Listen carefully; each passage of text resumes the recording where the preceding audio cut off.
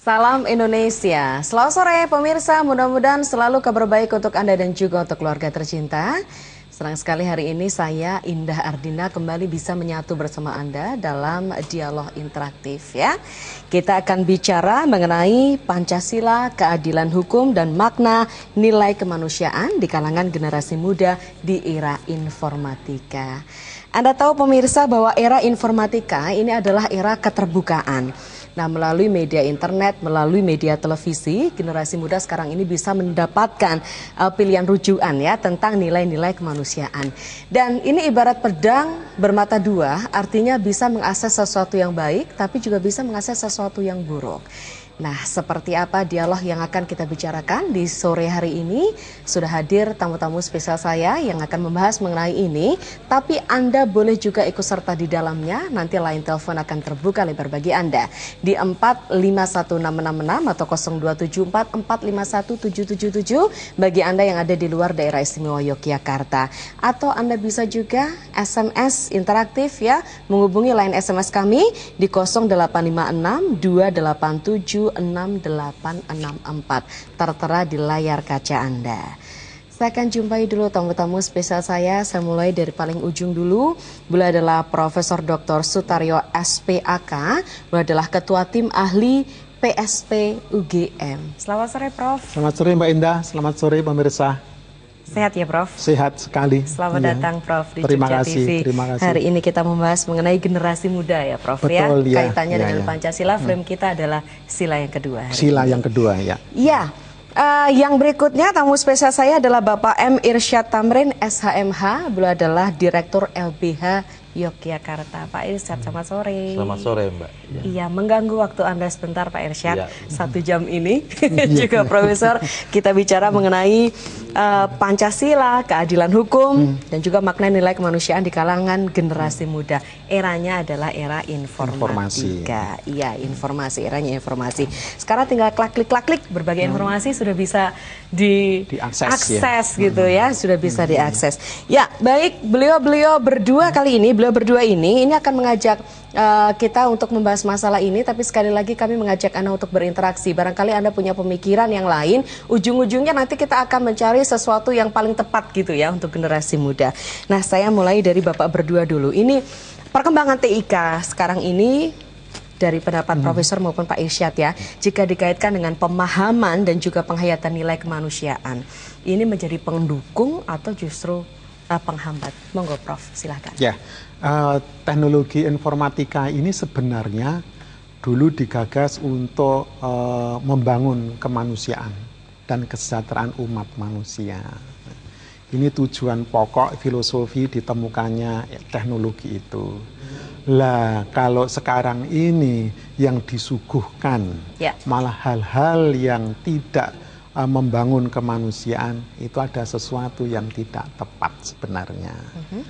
Contoh-contoh sekarang mestinya televisi atau media itu memberi contoh yang bagus tentang bagaimana persaudaraan sesama manusia, bagaimana tentang baiknya etika di antara manusia. Tapi sekarang yang ditayangkan aneh-aneh malah. Kemarin kita ada bom bunuh diri. Ya. Dulu kemarin ada setelah pilkada kerengan, gelut, Rusuh ya. rusuh Ya. gitu. Dulu ada lagi di antara pelajar dengan wartawan kerengan, tawuran. Ini ada sesuatu hal kemanusiaan yang hilang di antara kita ini. Padahal di gambar Garuda Pancasila, kemanusiaan itu ditunjukkan adanya lingkaran kotak begini, gelang-gelang yang persegi, dan gelang-gelang yang bulat. Mungkin pemirsa lupa bahwa itu tidak bulat semua, tapi itu gelang-gelang yang persegi itu menunjukkan perempuan, gelang-gelang yang bulat itu menunjukkan laki-laki. Itu adalah satu kemanusiaan yang sejak dulu sambung sinambung dari mbah buyut kakek sampai nanti anak itu akan menjalin kemanusiaan di dunia ini. Sehingga sesama manusia itu mestinya saling kasih sayang, saling cinta kasih. Itu kemanusiaan yang dimaksudkan oleh Pancasila sebenarnya semacam itu. Dan dari generasi dan ke generasi itu kemanusiaan, kasih sayang sesama manusia itu harus dimunculkan, harus lebih tinggi lagi.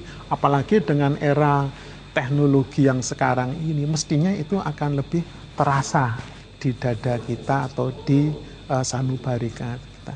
Itu sebetulnya inti pendidikan Pancasila ataupun di era teknologi. Mestinya itu harus merasa lebih manusiawi sekarang ini. Oke, ya baik. Kalau Pak Irsyad sendiri memandangnya seperti apa? Tadi kalau yang dikatakan Profesor, bagaimana kita bisa memaknai itu dengan baik dan benar, tentu sangat indah ya. Yang terjadi tidak seperti sekarang betul, ini. Kalau pendapatnya Pak Irsyad? Ya, berbicara tentang kemanusiaan yang adil dan beradab, ataupun kalau dikaitkan dengan media komunikasi dan teknologi informasi, ini sebenarnya bisa mendukung bagaimana kita bisa melakukan pendidikan terkait masalah hati nurani, moralitas itu melalui media-media ini. Namun sampai saat ini kan memang hal ini memang sebuah potensi yang belum optimal dikelola dan diasah gitu ya, dimanfaatkan secara baik. Karena yang justru yang terjadi adalah hari ini kita bisa melihat yang ada itu yang ditampilkan di media massa dalam sebuah komunikasi itu justru bukan sebuah pendidikan yang menurut saya bisa mengarahkan kepada moralitas yang baik. Sebagai contoh kita lihat yang justru ditampilkan adanya bom teroris, tapi yang lebih diambil pada posisi kriminalitasnya, gitu ya. Kemudian kita bisa melihat adanya pembunuhan, penangkapan, ya kan? Yang dilihat itu dari segi kriminalitasnya, sehingga hal ini bisa berdampak kepada masyarakat. Itu terjadi disentifikasi. Kalau dulu kita melihat umpamanya lihat darah sedikit aja sudah trauma.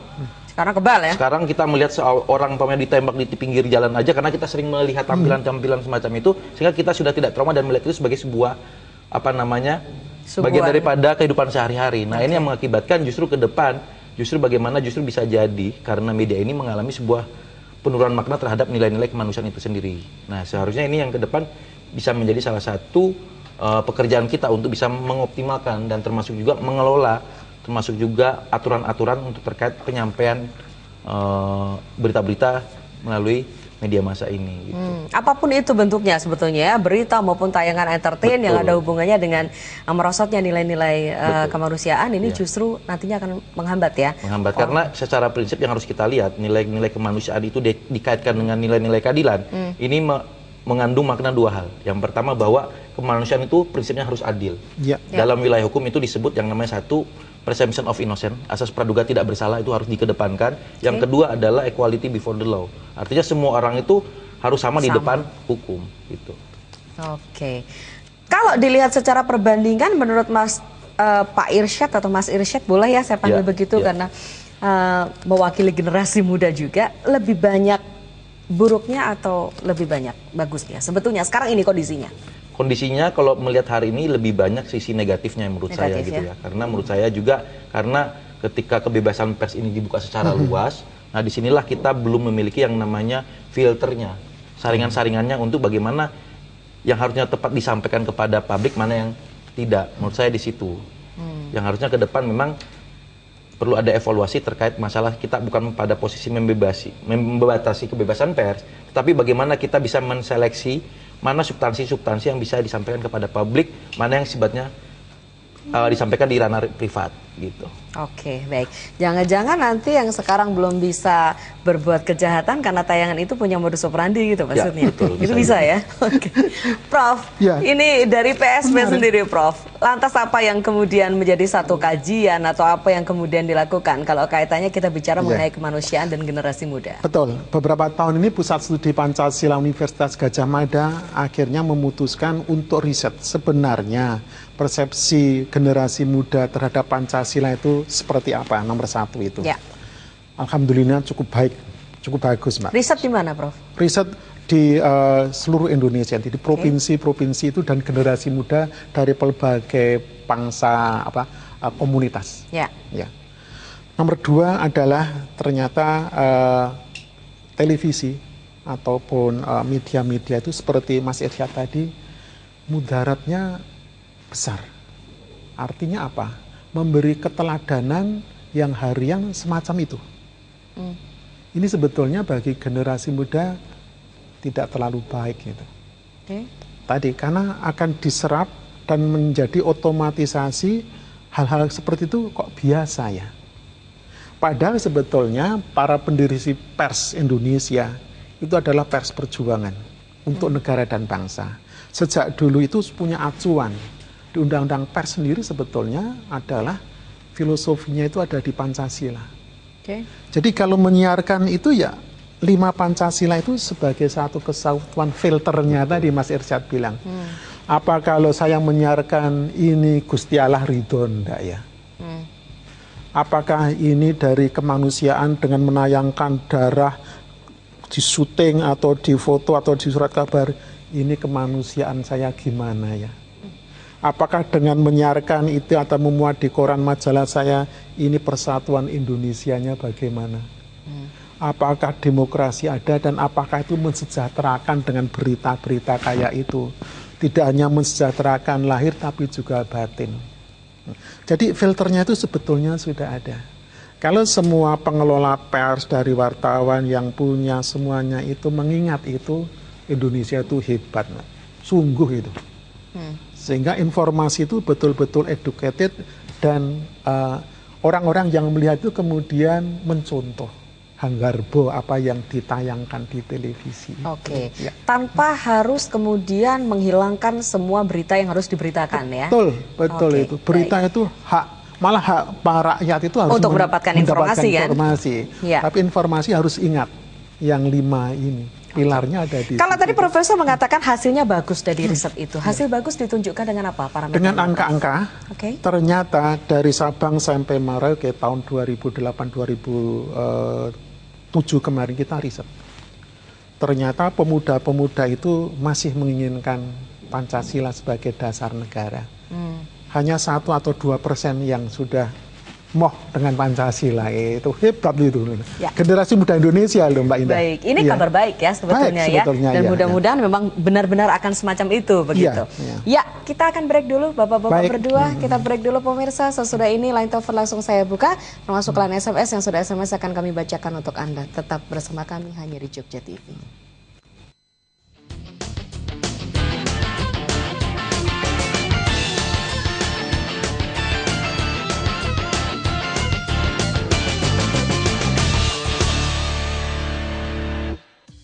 Coswi Mineral Peeling telah menjadi produk andalan perawatan kulit di Korea. Rahasia perawatan kulit saya adalah Coswi Mineral Peeling. Terbuat dari mineral alami dari dasar laut dan tumbuhan alami. Pencegahan terjadinya penuaan dini, mengurangi kotoran-kotoran hitam di kulit, membersihkan semua debu yang dapat menyumbat pori-pori, membantu menghindari timbulnya jerawat, membersihkan kelapisan kulit yang lebih dalam, mengangkat sel-sel kulit mati, mempermudah pertumbuhan sel kulit baru. Kelembapan kulit saya tetap terjaga. Kulit kusam yang biasa timbul pada usia saya hampir tidak pernah terlihat. Gosok perlahan dengan gerakan memutar. Perhatikan betapa banyak kotoran dan kulit mati yang terangkat dari tubuh Anda. Cukup gosokkan perlahan pada wajah yang belum terkena air. Pesapkan dengan 3 jari perlahan-lahan secara memutar, kotoran dan sel kulit mati banyak terangkat. Dan Anda akan merasakan kulit wajah yang bersih dan segar. Jadi tunggu apa lagi? Mau buktinya? Saya buktinya. Gunakan Coswi Mineral Peeling sekarang juga. Ingat, produk yang asli hanya ada di Jako, bukan di tempat lain. Koran Radar Jogja Jawa Post Group kini hadir semakin mantap. Benar-benar koran modern, koran dinamis. Berita-beritanya cerdas, lugas, tegas, dan tuntas. Rubrik makin menarik sesuai segmen pembaca dan pasti menyegarkan. Kini harga semakin terjangkau. Untuk iklan hubungi 0274 447 7780, langganan 0274 4477 783. Radar Jogja, selalu ada yang baru.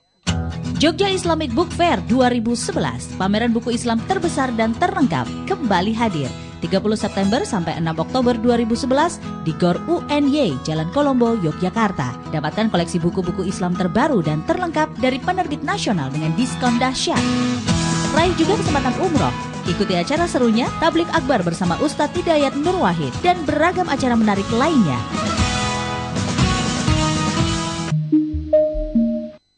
Tradisi yang bertahan dari serbuan zaman, sebuah upaya menemukan jati diri, mengembalikan harmonisan. sebuah lagu yang menjadi pegangan hidup. Hingkang kawuri ketah tansah dipun leluri, kangge sanguranggeh gantaning gegayuhan panjangka gesang. Adiluhunging budaya pusaka luhur bumi Nuswantara.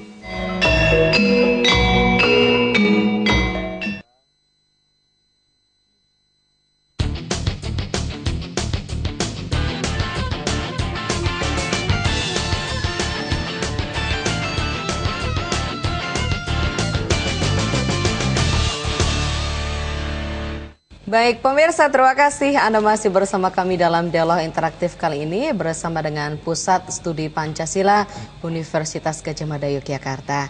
Saya Indah Ardina masih bersama dengan tamu-tamu spesial saya pada hari ini.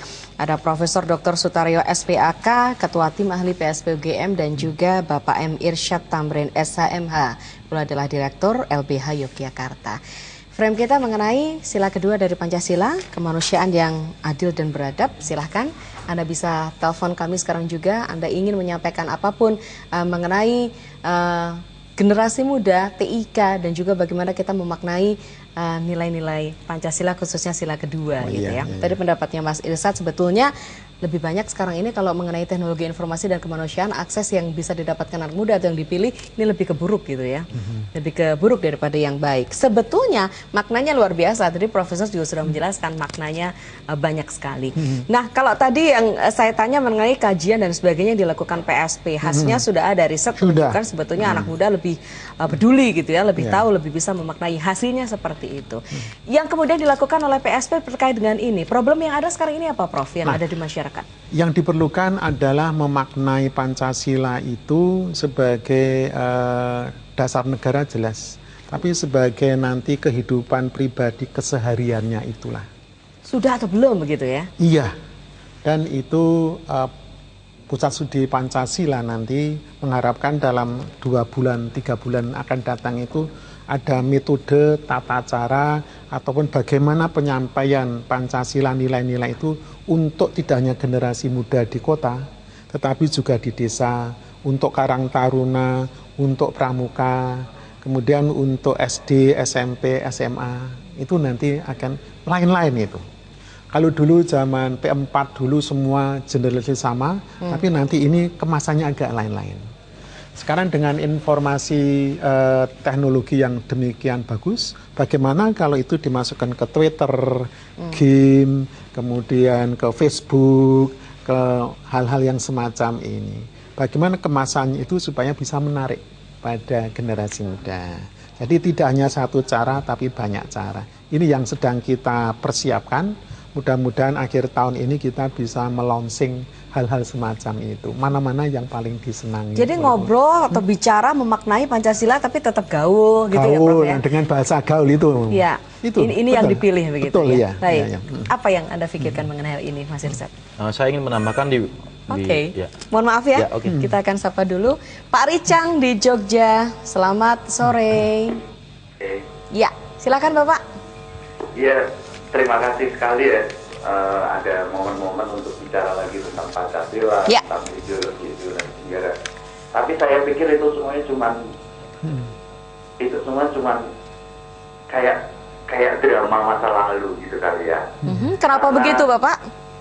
10 dari orang yang saya tanya, 7 orang tidak hafal Pancasila dan 3 orang tidak hafal. Jadi 7 orang hafal, 3 orang tidak hafal. Kemudian saya pikir dari 4 orang, 3 orang narasumber dan saya sebagai penelpon, saya melihat, saya pikir lambang Garuda Pancasila itu fiktif atau benar-benar ada. 6 orang yang saya tanya adalah mereka menjawab itu fiktif. 2 orang yang saya tanya mungkin saja ada. Tapi menurut kajian yang ada, ternyata di Wikipedia pun mereka mengatakan bahwa itu semua dari filosofi kehinduan gitu. Nah, saya pikir dari ini semua kita belajar kali ya bahwa sepertinya Pancasila ini cuma ada di bangku-bangku sekolah di depan tembok. Setelah di mekanisme kerja dan wilayah-wilayah bisnis sekalipun, ini tidak lagi tampil sebagai satu sikap. Saya pikir mengapa Jogja TV menayangkan ini semua dan membicarakan Pancasila kembali, karena yang mampu melakukannya adalah lokalitas-lokalitas seperti ini. Pancasila tidak akan pernah menarik dalam kacamata nasional dan industri besar. Ya, saya kebetulan mengelola ketoprak Tobong, satu-satunya ketoprak yang ada di Yogyakarta. Ya. Dengan tidak mampunya ketoprak ini diterima di masyarakat, ini berarti juga bahwa masyarakat sudah tidak menghendaki lagi filosofi-filosofi yang merancang satu kehidupan ke depan yang lebih baik. Kenapa demikian? Karena ideologinya bergeser ke TV dan TV sudah mulai tidak membicarakan hal-hal yang penting lagi gitu. Mereka lebih suka membicarakan jerawat dan obat jerawat, kemudian Nasarudin hafal Pancasila atau tidak. Saya pikir Nasarudin itu kasus yang terjadi di negara ini yang sangat terkenal. Saya pikir mari kita bertanya, apakah Nasarudin hafal Pancasila? Dan ketika Nasarudin hafal dan tidak hafal, kalaupun hafal, itu merupakan jaminan buat kita semua. Ya, memang Pancasila tidak akan memberi jaminan sekalipun pada seorang Nasarudin. Baik. Terima kasih banyak Pak Richang, selamat sore, sukses untuk Anda ya. Ya, baik. Pak Richard dulu ya, Pak komen masalah ini aja dulu Pak. Dalam beberapa hal saya sepakat tadi dengan Pak Richang ya, namun ada beberapa hal yang harus kita jadikan sebuah titik tekan bahwa sebenarnya permasalahan hari ini itu, kita masih memahami Pancasila itu sebagai sebuah penghafalan dan penghayatan, bukan pada levelan melihat Pancasila itu dalam kerangka pengamalan. Sebenarnya juga masih banyak di masyarakat kita maupun pemuda dan mahasiswa itu mereka mengamalkan nilai-nilai Pancasila, walaupun memang dalam kerangka pemahaman secara kognitifnya tidak terlalu mereka bisa pahami, karena itu memang menurut saya itu tergantung metodologinya. Tapi kita lihat ketika melalui media Facebook gitu ya, ada koin untuk Prita, ada kasus Pok Minah gitu ya, disampaikan lewat sana, bagaimana ketika ada ancaman hukuman kepada TKI dan sebagainya, itu dukungan sangat besar. Artinya apa? Bahwa sebenarnya media ini yang pertama itu mampu membangun nilai-nilai kemanusiaan yang sebenarnya itu merupakan bagian daripada nilai-nilai Pancasila, itu yang pertama. Yang kedua, bahwa sebenarnya dalam wilayah hari ini yang kita harus pahami adalah